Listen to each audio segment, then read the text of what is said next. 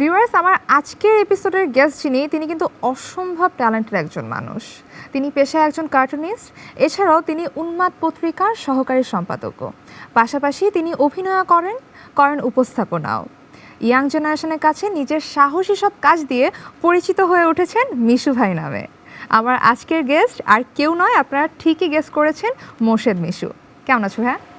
Josh, আলহামদুলিল্লাহ। এখন কি নিয়ে ব্যস্ততা আমি একটু শুনি। মানে বহুমুখী কার্যক্রমের সঙ্গেই যুক্ত আছি আর কি। কোনো স্পেসিফিক এখন তো আর ওই সময় না যে আমি শুধু আঁকতে পারি বলে যে খালি আঁকাআঁকির সঙ্গেই থাকবো তা না। অবশ্যই। সেই সাথে আরো যা যা যতভাবে সম্ভব। না, তোমাকে তো সবসময় আমরা দেখেছি যে অনেক কিছুই করো, অনেক ধরনের সমাজসেবামূলক কাজও দেখা যাচ্ছে। আমার কাছে আসলে জিনিসটা সমাজসেবা লাগে না তো কখনো, আমার কাছে লাগে হচ্ছে গিয়ে আমার এক্সপ্রেশন অফ আর্ট। আমি তো আর্টিস্ট, সো শিল্পীর জায়গা থেকে এটা আমার এক্সপ্রেশন থ্রু মাই ক্রিয়েটিভিটি বলেন বা থ্রু মাই আর্ট বলেন বা কার্টুন বলেন, এটার মাধ্যমে চেষ্টা করা যে ক্রিয়েটিভলি যদি কোনো কি বলে আমাদের সোশ্যাল রিফর্মের জায়গাটা যদি ক্রিয়েটিভলি করা যায় আর কি। আমি একটু জানতে চাই, তোমার কাছে কি মনে হয় যে তুমি কি সিরিয়াস মানুষ নাকি একটু মজার মানুষ? আমার কাছে মনে হয় আমি সিরিয়াস লেভেলের ফান লাভিং মানুষ। খুবই ডিপ একটা কথা, এটা ব্যাখ্যা করো।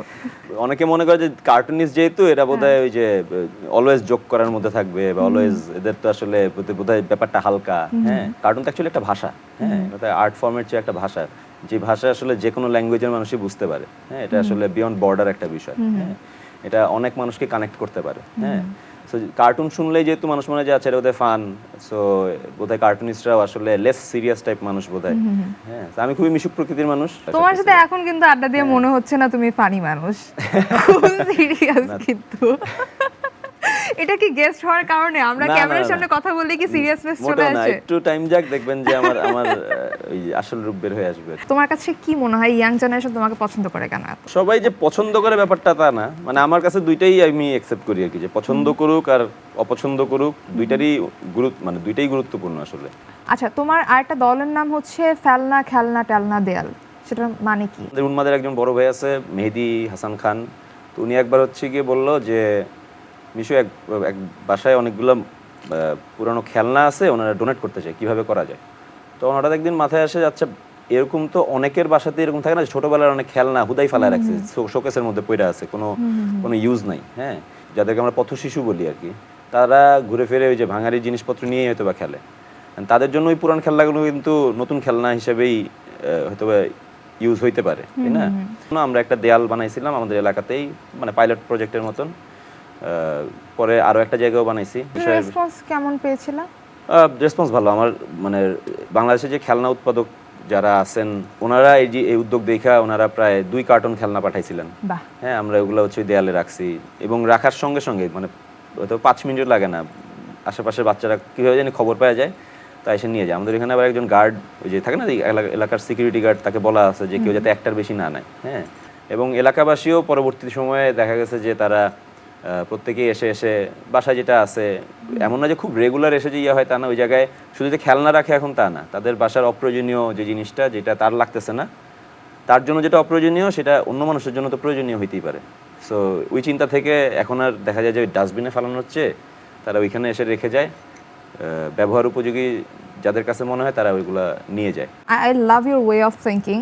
আর অনেকেই হয়তো বা কাজ করতে চায় তোমার সাথে, অনেকে হয়তো বা ব্যস্ততার জন্য করতে পারে না। যেমন আমার এখন শুনে ইচ্ছা করছে যে নেক্সট যেদিন তুমি কোনো একটা প্রজেক্টে যাবে আমিও তোমার সাথে যাব।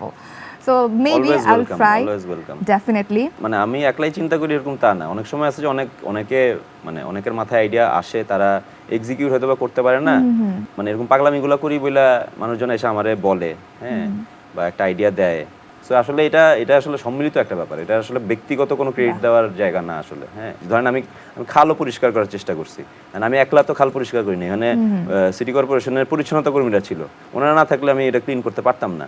আমার প্রচুর ভাই ব্রাদার মানে যে জুনিয়র সিনিয়র মানুষজন আইসা এখানে যুক্ত হয়েছে। আচ্ছা, এখন যেটা জানতে চাচ্ছি যে 2023 সালে তুমি একটা পণ করেছিলে যে 200টা জায়গা ময়লা মুক্ত করবে। 200টা জায়গা না, 200-র অধিক দেয়ালকে ট্রান্সফর্ম করার প্ল্যান ছিল আর কি। এখন আসলে কাউন্ট ভুলে গেছে, এখন মানে 200 বেশি হয়ে গেছে তার মানে। এই যে এখন মানে জিনিসটা এরকম যে এখন তো আমার করাই লাগতেছে না, এখন তো পোলাবাহিনী হচ্ছে গিয়ে শহরের কোনো দেয়াল তো আমি দেখতেছি না যে খালি আছে, বরং আমার এখন চ্যালেঞ্জ হয়ে যাচ্ছে হচ্ছে গিয়ে যে কোন দেয়ালে করব। হ্যাঁ, কারণ সবাই মিলে করে ফেলতেছে। এন্ড আমার আসলে মানে ব্যাক ইন দ্য মাইন্ড কাজই করতেছিল যে জিনিসটা এইভাবেই ছড়াক। কার্টুনিস্ট এই প্রফেশনটা তুমি কি সবাই জন্য মানে রেকমেন্ড করো কিনা? কার্টুনিস্ট হবে এই চিন্তা তো আমার ছিল না। আমার ছোটবেলার ড্রিম ছিল হচ্ছে কি আমি মিলিটারি জয়েন করব, মানে এয়ারফোর্সে জয়েন করব বা আর্মিতে জয়েন করব, দেশের জন্য কাজ করব, দেশের জন্য গুলি খেয়ে মরে যাব, হ্যাঁ এরকম চিন্তা ছিল। সো ইভেনচুয়ালি সবগুলো ড্রিমই পূরণ হয়েছে। যে মানে কান্ধে হয়তো র্যাঙ্ক লাগে নাই, কিন্তু যখন ইন্টারন্যাশনাল মিডিয়াতে বাংলাদেশি কার্টুনিস্ট মোর্শেদ মিশু নামটা দেখি তখন মনে হয় যে Bangladeshi cartoonist is a rank for me. Suggestion থাকবে সবার প্রতি এটাই যে যদি চিন্তা থাকে এরকম যে কার্টুনে কে অনেক টাকা কামাবো, লাখ লাখ টাকা কামাবো, হ্যাঁ অনেক ইয়া হবো, ব্যাপারটা ওইরকম চিন্তা না করে আপনার যদি আগ্রহ থাকে যেই ফিল্ডেই হোক সেটা আপনি যদি অ্যাজ এ ডক্টর হন আপনি ফোকাসটা ওইখানে রাখেন যে অনেক টাকা কামাবো, এই চিন্তা না করে কিভাবে আসলে আপনার চাহিদা কতখানি সেই অনুযায়ী যদি আপনি করেন তাইলে আসলে ইয়ে হবে। আপনি ম্যারিড না সিঙ্গেল? আমি অবিবাহিত বাট প্রেম করতেছি। হ্যাঁ সো ভিউয়ার্সদের জন্য আপনারা জেনে নিলেন। থ্যাংক ইউ সো মাচ আসার জন্য। জি ধন্যবাদ আমাকে ইনভাইট করার জন্য। I hope your life is beautiful. Life is going to B beautiful ইনশাআল্লাহ।